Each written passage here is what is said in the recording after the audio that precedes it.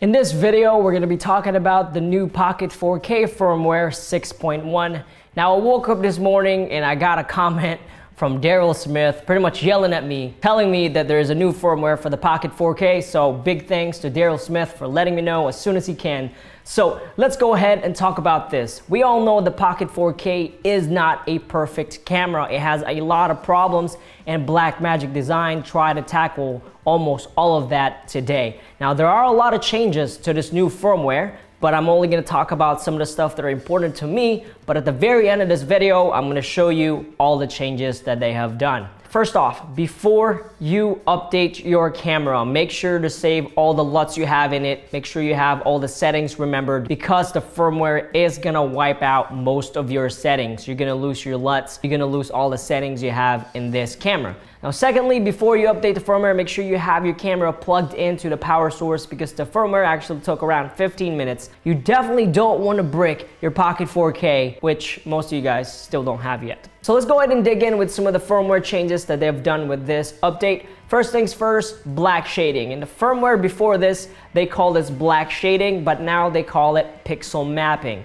If this is the same thing as Red camera's black shading, you're gonna wanna do this when you're changing temperatures, when you're going from a cold place to a warm place, or vice versa. Or you're gonna have to do this when updating a camera with a new firmware, which I already did. It takes about a minute or two. Make sure, again, before you do the black shading, you take off your lens, put in your sensor cap, take your camera into a dark room, plug it in, and do the black shading then, because if not, you're gonna have to redo it again later. That being said, black shading is definitely welcome, because you don't have to send in your camera to get black shaded calibrated. You can just do it yourself. So another thing they added is a frame guide 2.1, which I'm gonna show you right now, which I don't know, I'm probably not even gonna use this, but it's there now. Thirdly, they changed the way you format your card. Now you actually have to go to the settings and press and hold a option for you to format it, because apparently people are accidentally formatting their cards, which I've never had a problem with that, but people are.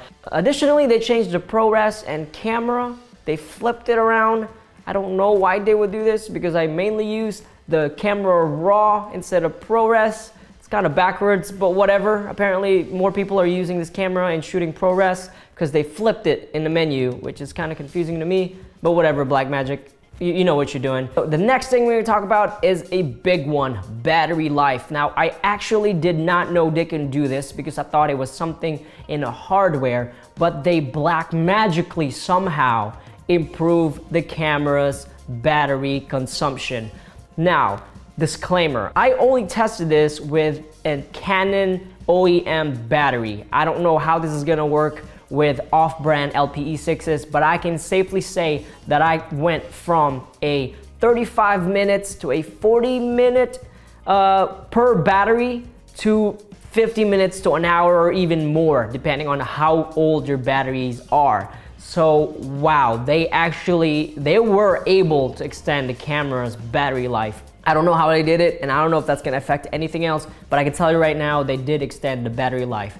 So additionally, with the previous firmware, the camera turns off even before the battery indicator says that it's time to go. Well, they fixed that as well with this firmware. Additionally, again, with the battery indicator, they fixed that as well. It should show up correctly. It should show up accurately. Again, with original Canon batteries or Blackmagic Design batteries. All right, so the firmware changes said that they have improved autofocus. I just do not use autofocus, guys, so I really can't talk about that, but I know people really want to know about that thing. So go ahead and look for other YouTubers that has autofocus covered, because I don't have that. But apparently for native Micro Four Thirds lenses, they have changed and improved the autofocus capability of the Pocket 4K. All right, so the next thing we're gonna talk about is they have changed the dynamic range ISO chart in the Pocket 4K manuals. I'm gonna show you the old and the new. Now, I'm actually really curious about this. So I wonder if they changed the actual camera to reflect this new chart, or did they actually mean to have this chart to begin with the camera?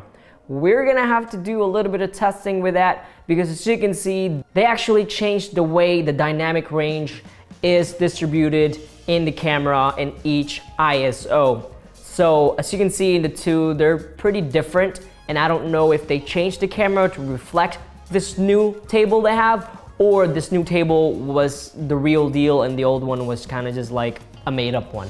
But yeah, more to follow on that. All right guys, so with all new firmware updates, new problems seems to arise. So if you have new problems with this firmware update, make sure you let BMD know or BMC user people know so they can get it fixed. If you are not really sure whether to update this Pocket 4K firmware just yet and wait for new problems, then go ahead and do so. But so far it's good to go and you really have a nice battery life boost with this camera.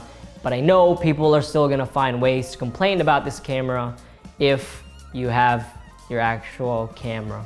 All right, that being said, guys, hang in there. I know a lot of people are still waiting for the Pocket 4K, and I'm telling you, with this change right here, it's even more worth it to wait for this camera. If you are really wanting this camera right now, check out eBay. There are a lot of people selling this Pocket 4K because they just don't know how to use it. It actually sells it in the description. They don't know how to use this camera, so they're lost, you're gained, but you're gonna have to pay a little bit extra.